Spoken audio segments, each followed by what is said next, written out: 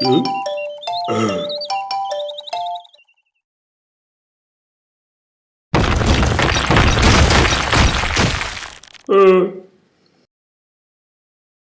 ನನ್ನ ಹೆಸರು ಸುರೇಶ್ ಅಂತೇಳಿ, ಪದವೀಧರ ಮುಖ್ಯೋಪಾಧ್ಯಾಯರು PM ಶ್ರೀ KPS ನುಣಿಕೆರೆ.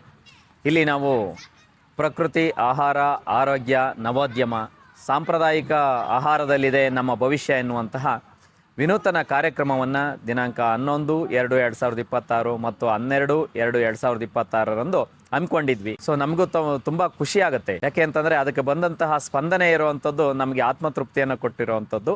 ಇದುವರೆಗೂ ಪಟ್ಟಂಥ ಶ್ರಮ ಎಲ್ಲವೂ ಸಹ ಖುಷಿಯಲ್ಲಿ ಮರ್ತೋದಂತಹ ದಿನಗಳು. ಯಾಕೆ ಉದ್ದೇಶದಿಂದ ಇದನ್ನು ಕಾರ್ಯಕ್ರಮವನ್ನು ಆಯೋಜನೆ ಮಾಡಿದ್ವಿ ಅಂತಂದರೆ, ನಮ್ಮಲ್ಲಿರುವಂತಹ ಈ ಹುಟ್ಟುವ ಮಕ್ಕಳಿಂದಲೇ ನಮ್ಮ ಜೀವನ ಶೈಲಿ ಕಾಯಿಲೆಗಳು ಅಡರಿಕೊಳ್ತಾ ಇರುವಂಥದ್ದನ್ನು ನೋಡಿದಾಗ, ಏನಾದರೂ ಮಾಡಿ ಮಕ್ಕಳಿಗೆ ಆಹಾರ ಪದ್ಧತಿಯಲ್ಲಿ ಬದಲಾವಣೆಯನ್ನು ಮಾಡಿದರೆ ಮಕ್ಕಳ ಆರೋಗ್ಯವನ್ನು ಸುಧಾರಣೆ ಮಾಡೋದಕ್ಕೆ ಸಾಧ್ಯತೆ ಇದೆ ಎನ್ನುವಂಥದ್ದು. ಯಾಕೆಂದರೆ ನಮ್ಮಲ್ಲಿ 748 ವಿದ್ಯಾರ್ಥಿಗಳಿರುವಂಥದ್ದು. ಆ ವಿದ್ಯಾರ್ಥಿಗಳ ಆರೋಗ್ಯವನ್ನು ನಾವು ದಿನದಲ್ಲಿ ನೋಡ್ತಾ ಹೋದರೆ 20ರಿಂದ 25 ಮಕ್ಕಳು ನಮಗೆ ಶೀತ, ನೆಗಡಿ, ಕೆಮ್ಮು, ಜ್ವರ ಅಂತೇಳಿ ಬರ್ತಾ ಇರ್ತಾರೆ.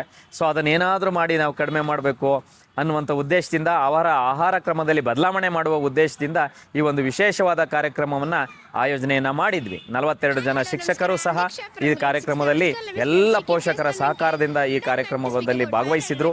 ತಮ್ಮದೇ ಆದಂಥ ಸಾಂಪ್ರದಾಯಿಕ ಶೈಲಿಯ ಆಹಾರವನ್ನು, ಅದರಲ್ಲೂ ಬಹಳ ಮುಖ್ಯವಾಗಿ ನಾವು ಹೇಳೋದಾದರೆ ಸೋಡಾ, ಮೈದಾ, ಸಕ್ಕರೆ, ಬಿಳಿ ಉಪ್ಪು, ಡಾಲ್ಡಾ ಇವುಗಳನ್ನು ಹೊರತಾದಂಥ ಆಹಾರ ಕ್ರಮಗಳನ್ನು ಮತ್ತು ಸಾವಯವ ಬೆಲ್ಲವನ್ನು, ಸುಮಾರು 2 ಕ್ವಿಂಟಾಲ್ ಸಾವಯವ ಬೆಲ್ಲವನ್ನು ನಮ್ಮ ಪೋಷಕರು ಬಳಸಿಕೊಂಡು ಇಲ್ಲಿ ಖಾದ್ಯಗಳನ್ನು ತಯಾರು ಮಾಡಿದ್ದಾರೆ. ತುಂಬ ತುಂಬ ತುಂಬ ತುಂಬ ಸಾಂಪ್ರದಾಯಿಕವಾಗಿ ಚಿನುಕುರುಳಿಯಿಂದ ಹಿಡಿದು ಸಂಡಿಗೆ ಶಾವಿಗೆಯಿಂದ ಹಿಡಿದು ಇವತ್ತೇನು ನಾವು ಬೇಕರಿ ಉತ್ಪನ್ನಗಳಾಗಿರ್ಬೋದು, ಪಿಜ್ಜಾ, ಬರ್ಗರ್ ಅಂತೇಳಿ ಕರಿತೀವೋ ಅದಕ್ಕೆ ಪರ್ಯಾಯವಾಗಿ ನಮ್ಮಲ್ಲಿ ಇದ್ದಂತಹ ತಿಂಡಿ ತಿನಿಸುಗಳನ್ನು ಪರಿಚಯವನ್ನು ಮಾಡಿಕೊಟ್ರು.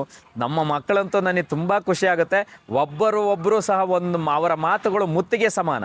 ವಿಶೇಷವಾಗಿ ಆ ಒಂದು ತಿಂಡಿ ತಿನಿಸಿಗಿರುವಂತಹ ಮಾಹಿತಿಯನ್ನು ಎಲ್ಲರಿಗೂ ಹಂಚುವ ಪ್ರಯತ್ನವನ್ನು ಮಾಡಿದರು. ನಿನ್ನೆಯಿಂದ ಸುಮಾರು 5-6 ಸಾವಿರಕ್ಕಿಂತ ಹೆಚ್ಚು ಜನ ಭಾಗವಹಿಸಿದ್ದಾರೆ. ಸುಮಾರು 40-45 ಶಾಲೆಯ ವಿದ್ಯಾರ್ಥಿಗಳು ಈ ಕಾರ್ಯಕ್ರಮದಲ್ಲಿ ಭಾಗವಹಿಸಿದ್ದಾರೆ, ಈ ಸವಿಯನ್ನು ಪಡೆದಿದ್ದಾರೆ. ನಮ್ಮ ಉದ್ದೇಶ ಈ ಕಿಚ್ಚನ್ನು ಹಚ್ಚಬೇಕು ಅಂತೇಳಿ. ಯಾಕೆಂದರೆ ಸಾಂಪ್ರದಾಯಿಕ ಆಹಾರ ಶೈಲಿಯಲ್ಲಿ ನಮ್ಮ ಆರೋಗ್ಯವನ್ನು ಕಾಪಾಡಿಕೊಳ್ಳೋದಕ್ಕೆ ಅವಕಾಶ ಇರೋದ್ರಿಂದ ಇದೊಂದು ಮುನ್ನುಡಿ ಬರೆಯುವಂಥ ಕಾರ್ಯಕ್ರಮವಾಗಿದೆ ಹೊರತು ಇದು ಅಂತ್ಯ ಅಲ್ಲ, ಇದು ಪ್ರಾರಂಭ. ಇದು ನಮ್ಮ ಹೋಬಳಿ ಮಟ್ಟದಲ್ಲಿ, ನಮ್ಮ ಶಾಲೆಯ ಮಟ್ಟದಲ್ಲಿ ಮಾಡಿದ್ದೀವಿ. ನಂತರ ಹೋಬಳಿ ಮಟ್ಟದಲ್ಲಿ, ತಾಲೂಕು ಮಟ್ಟದಲ್ಲಿ, ಜಿಲ್ಲಾ ಮಟ್ಟದಲ್ಲಿ, ರಾಜ್ಯ ಮಟ್ಟಕ್ಕೆ ಈ ಕಾರ್ಯಕ್ರಮ ವಿಸ್ತರಣೆ ಆಗಲಿ. ನಮ್ಮ ಸರ್ಕಾರದ ವತಿಯಿಂದಲೇ ಇಂಥ ಕಾರ್ಯಕ್ರಮಗಳನ್ನು ಆಯೋಜನೆ ಮಾಡಿದರೆ ನಮ್ಮ ಮಕ್ಕಳ ಆರೋಗ್ಯವನ್ನು ಕಾಪಾಡಿಕೊಂಡು, ಇವತ್ತು ಆರೋಗ್ಯದ ಕಡೆ ಗಮನವನ್ನು ಕೊಟ್ಟರೆ ನಾವು ಏನು ಹಾಸ್ಪಿಟ್ಲ್ಗಳಿಗೆ ಖರ್ಚು ಮಾಡೋ ಅಂಥದ್ದು ಹೊರೆ ಕಡಿಮೆ ಆಗುತ್ತೆ. ಜ್ಞಾನಕ್ಕೆ ಹೆಚ್ಚು ಆದ್ಯತೆಯನ್ನು ಕೊಡ್ತಾ ಹೋಗ್ತಾ ಇದ್ದೀವಿ. ಆದರೆ ನಮ್ಮಲ್ಲಿ ಆರೋಗ್ಯವನ್ನು ಕಡೆಗಣಿಸಿಬಿಟ್ಟು ಜ್ಞಾನಕ್ಕೂ ಮೌಲ್ಯ ಇಲ್ಲದಾಗಿದೆ. ಯಾಕೆಂದರೆ ಆರೋಗ್ಯ ಚೆನ್ನಾಗಿದ್ದರೆ ಜ್ಞಾನಕ್ಕೆ ಅವಕಾಶ, ಅದನ್ನು ಸದ್ಬಳಕೆಯನ್ನು ಮಾಡಿಕೊಳ್ಳೋದಕ್ಕೆ ಸಾಧ್ಯತೆ ಇದೆ. ನಮ್ಮ ವಿಜ್ಞಾನದ ಪ್ರಯೋಗಗಳನ್ನು ನಾವು ನೋಡ್ತಾ ಹೋದಂಥ ಸಂದರ್ಭದಲ್ಲಿ ಇಲಿಗಳ ಮೇಲೆ ಪ್ರಯೋಗ ಮಾಡ್ತಾರೆ, 5-6 ತಿಂಗಳು ಸರಿ ಇರುತ್ತೆ. ಅದನ್ನು ದೀರ್ಘಕಾಲೀನ ಒಂದು ಪರಿಣಾಮವನ್ನು ನೋಡಿದಾಗ, 10-15-20 ವರ್ಷಗಳ ಪರಿಣಾಮವನ್ನು ನೋಡಿದಾಗ ಅದು ಮನುಷ್ಯನ ಮೇಲೆ ಸಾಕಷ್ಟು ದುಷ್ಪರಿಣಾಮ ಬೀಳ್ತಾ ಇರೋವಂಥದ್ದನ್ನು ನಾವು ನೋಡ್ತಾ ಇದ್ದೀವಿ. ಹಾಗಾಗಿ ಒಂದಷ್ಟು ಪ್ರಯೋಗಗಳು ಮಾಡ್ತಾ ಇರೋವಂಥದ್ದು ದೀರ್ಘಕಾಲೀನ ಪ್ರಯೋಗಗಳಾದ ಮೇಲೆ ಮನುಷ್ಯನ ಬಳಸೋದಕ್ಕೆ ಆಗಬೇಕು. ಇದರ ಕಡೆ ಸರ್ಕಾರ ಹೆಚ್ಚಿನ ಗಮನವನ್ನು ಕೊಡಬೇಕು ಅಂತೇಳಿ ನಾನಾದರೂ ಈ ಸಂದರ್ಭದಲ್ಲಿ ಹೇಳ್ತಾ ಇದ್ದೀನಿ. ಭಾರತ ಋಷಿಮುನಿಗಳ ತಾಣ ಆಗಿತ್ತು. ನಮ್ಮ ದೇಹದ ಜೀರ್ಣಾಂಗ ವ್ಯವಸ್ಥೆ ಏನಿತ್ತೋ ಅದನ್ನು ಹೊಂದಿಕೊಳ್ಳುವಂತಹ ಪ್ರಕೃತಿಯಲ್ಲಿ ಸಿಗುವಂತಹ ಆಹಾರ ಕ್ರಮವನ್ನು ನಾವು ರೂಢಿಸ್ಕೊಂಡಿದ್ವಿ. ಬರ್ತಾ ಬರ್ತಾ ಮನುಷ್ಯ ಆ ಕ್ರಮವನ್ನು ಬಿಟ್ಟಿದ್ದರಿಂದ ಸಾಕಷ್ಟು ಜೀವನ ಶೈಲಿ ಕಾಯಿಲೆಗಳನ್ನು ನಾವು ಎದುರಿಸ್ತಾ ಇದ್ದೀವಿ ಎನ್ನುವಂಥದ್ದು.